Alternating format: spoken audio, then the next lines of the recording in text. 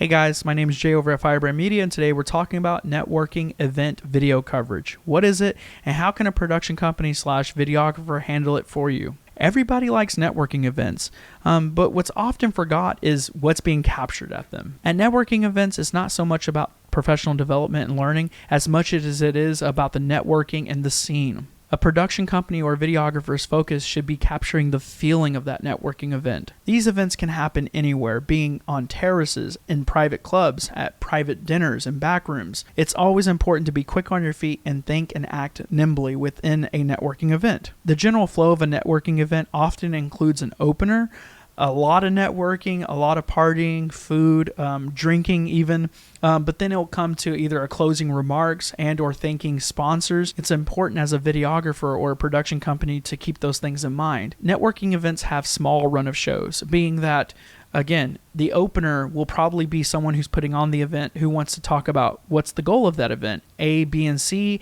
There may be a time where the event has sponsor segments and or spots for vendors. This is important to capture as well because the event coordinators will probably want to remarket this to get support from sponsors and vendors for next event. A production company or a videographer will probably have a gimbal that they're using, maybe multiple gimbals if there's multiple camera angles. They may have a separate job to pull guests aside and ask them about the event. We call these man-on-the-street interviews, and they help build credibility for the event organizers. With experience of working networking events, it's important to remember, change up that frame rate, be nimble, follow the mood and flow of the event.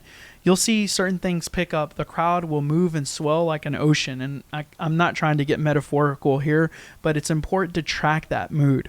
A mistake that I see happen often is the use of one lens and one focal length. When you're shooting networking events, it's important to change up and make some variations. Use a 14-24, use a prime, use a 70-200. Like stand really back, far back into the crowd and shoot through the crowd and capture some intimate interactions. But don't forget those bubble shots. Either put a bubble lens on the camera and get that thing TP'd up in the sky or on a tripod or a stilt or a monopod and try to shoot down and see and canvas the ground as if from a fisheye perspective. The perspective of the event can tell the story of the event. I like to tell the videographers at Firebrand Media, look, if post-production can look at it with no audio and can tell what was great about the event, what's important about the event from your wide medium close-up shots, then you've done an excellent job. Networking event videos will often be guided by music and less by sound bites.